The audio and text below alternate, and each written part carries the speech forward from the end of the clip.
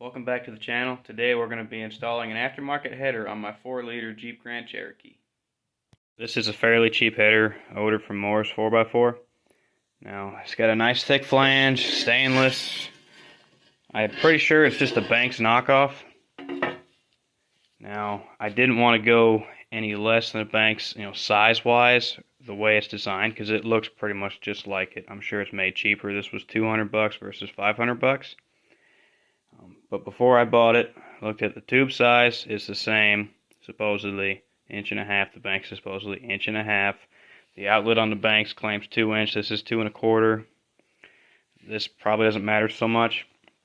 But I didn't want to get a cheap header that was smaller or worse. I believe this is an absolute knockoff. So performance-wise, it should be fine. Longevity-wise, maybe not. But I really don't care. It's going to be fine. So I'm going to get this thing apart. This is the M90 blower, intercooler, all this crap most people aren't going to have. So I'm going to get this stuff off, and then we'll go over all the tools we're going to need, and we'll get after it. I'm starting with decoupling the factory exhaust from the factory manifold, or the factory header first. Just 2 bolts right there. I believe mine have been replaced at some point. Maybe not. I think one's still a stud and one's actually a bolt. So remove these 2 and just let the pipe hang. Alright, all the intercooler stuff's out of the way. So the first thing we need to do is get the belt off. On mine, it's a 15mm. You loosen up the idler pulley, and then you need a 15mm on a fairly long extension for the adjuster, and just back it out till you can get the belt off. So let's do that.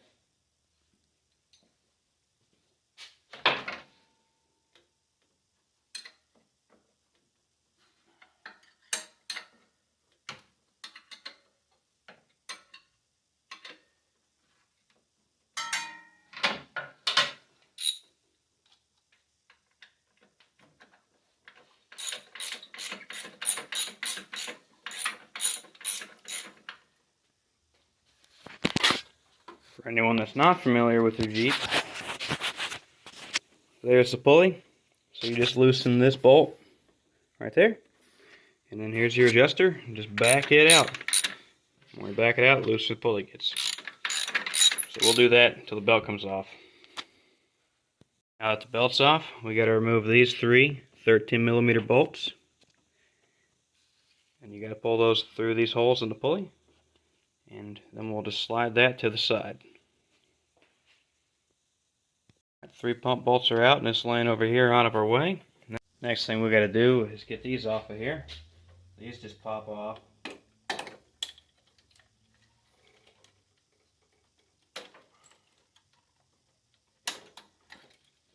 And then once you get those off the throttle body, I don't know if I can do this with one hand, but you just have to pinch these, push them out.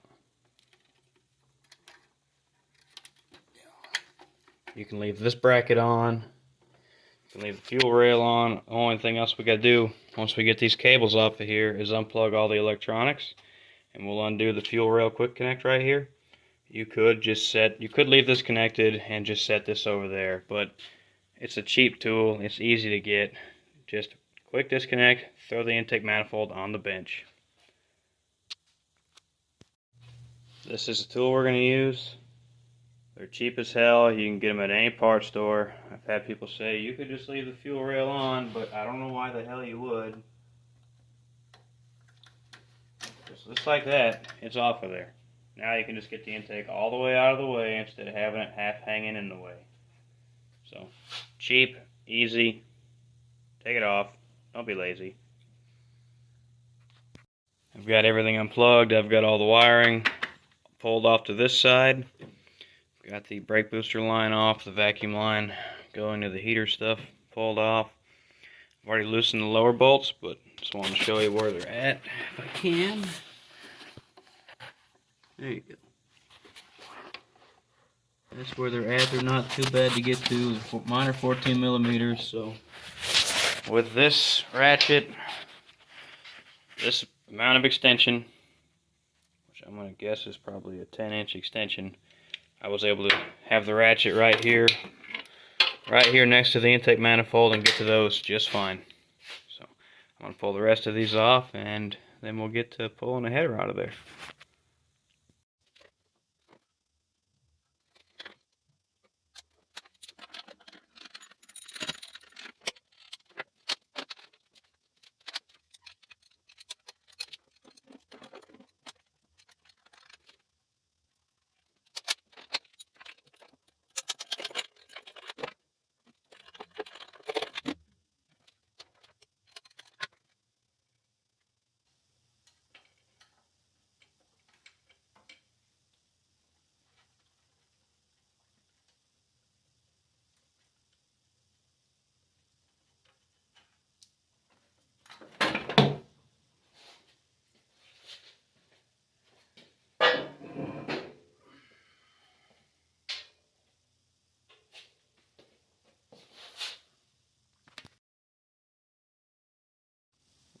2 nuts and 1 bolt away from this thing being liberated.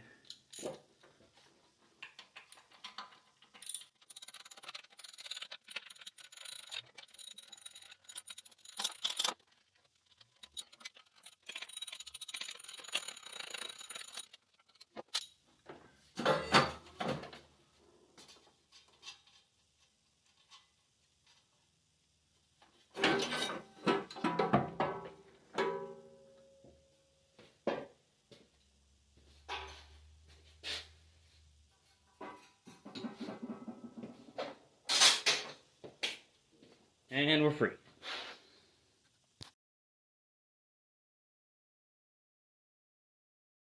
Now we're going to go over the difference in the aftermarket header versus the stock header.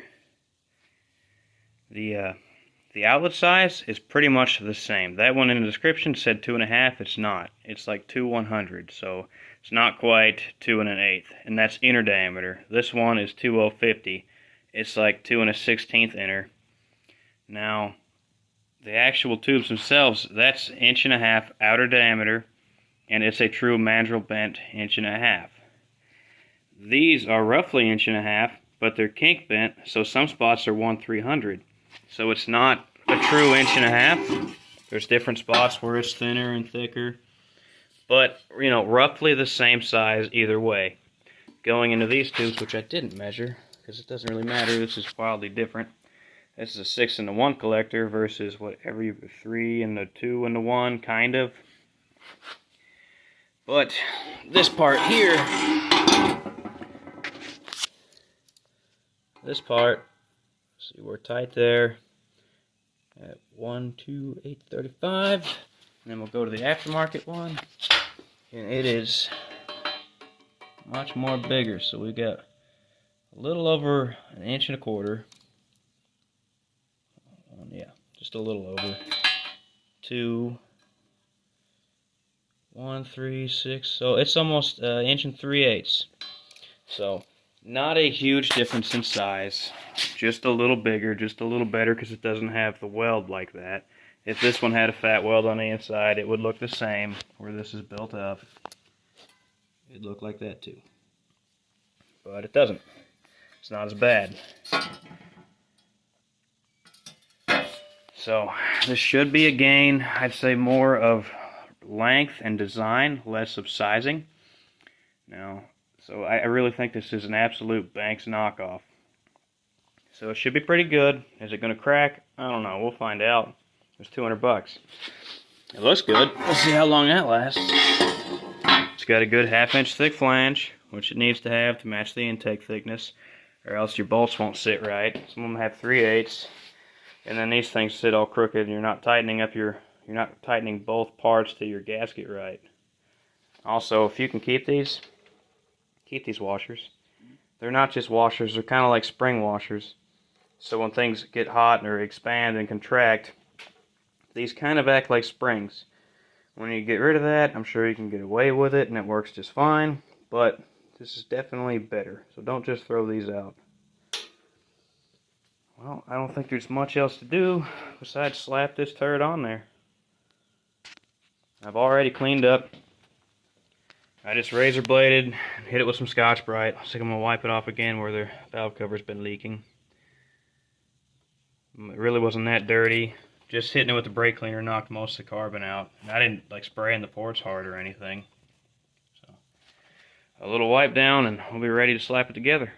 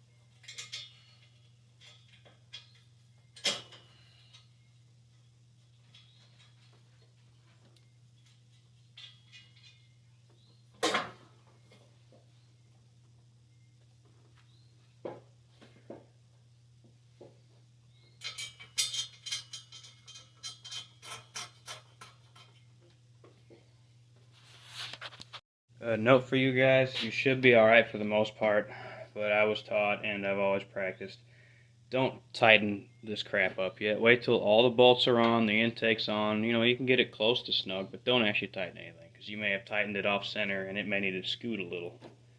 And then you'll have all this tight and you can't get one bolt in. So, you did it to yourself. Just leave them all kind of loose, get everything on, and then go through and tighten all of them.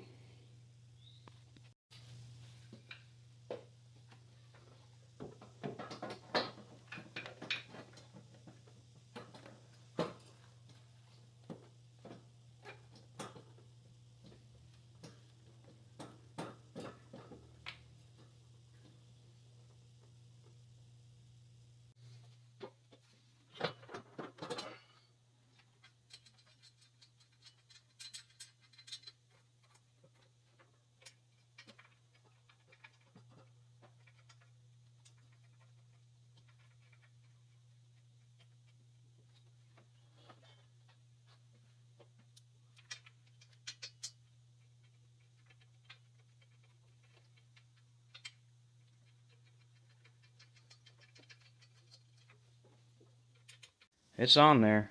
I will say that the lower bolts, the middle two, kind of suck to get to, but not impossible. You just kind of hold your mouth right. So now we just got to slap everything back on it. Slap the wiring on, slap up throttle cables and power steering pump, and we're ready to rock. It's all back together now. I didn't think you needed too much on how to put it back together. It's just put the bolts you took out, put them back in. So I've already started it. I can't really tell that much of a difference audibly.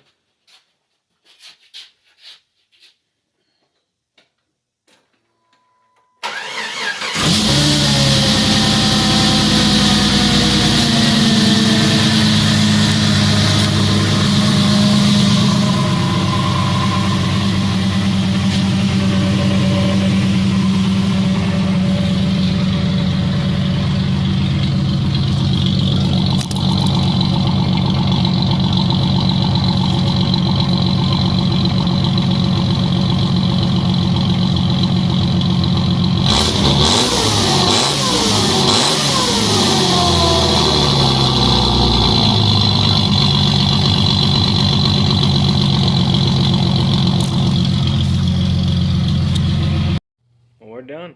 It seems to be pulling a little better. It definitely sounds a little better. It wasn't a drastic change. It's kind of hard to tell power-wise because the butt dyno's not calibrated that exact, but it seems to be helping. This thing's got 355 gears, 33-inch tires, and no sway bars. It's hard to gauge performance on the back roads. So I think it's helping. The intake's definitely helping driving this thing to work. The most I've noticed is while cruising. When I hit a hill, I don't have to downshift so much. It just pulls it. So it's definitely helping the mid-range. Now, I think the next thing I'm going to do is get a cam kit, because it needs timing chain. It's slapped out anyway. A cam kit, and I want Harlan Sharp 1.7 roller rockers. And I know you don't need 1.7 roller rockers. You're getting your lift from the cam. I don't care. I want 1.7 roller rockers. Better geometry, easier on the valve stems, and all that good stuff. Is it necessary? No. Am I going to do it? Yep. So, stay tuned for that. I don't know when that's coming. Probably a couple weeks. I'll probably pull the head off and have it gone through. I don't know if I'm going to go through porting this head, because I don't want it down that long. I'd rather go get another head and go through it, do a real good job, and then just swap the heads. Do the LS valves and all that good stuff in it. So keep an eye out for that. I'm not sure what I'm going to be doing my next cheap thing, because that's all going to cost a decent bit of money with the cam kit and everything, so that's probably at least a couple weeks off. I might just splurge and buy the cam kit this weekend, I don't know. We'll see. Anyway, stay tuned. Thank you for watching. Please like and subscribe.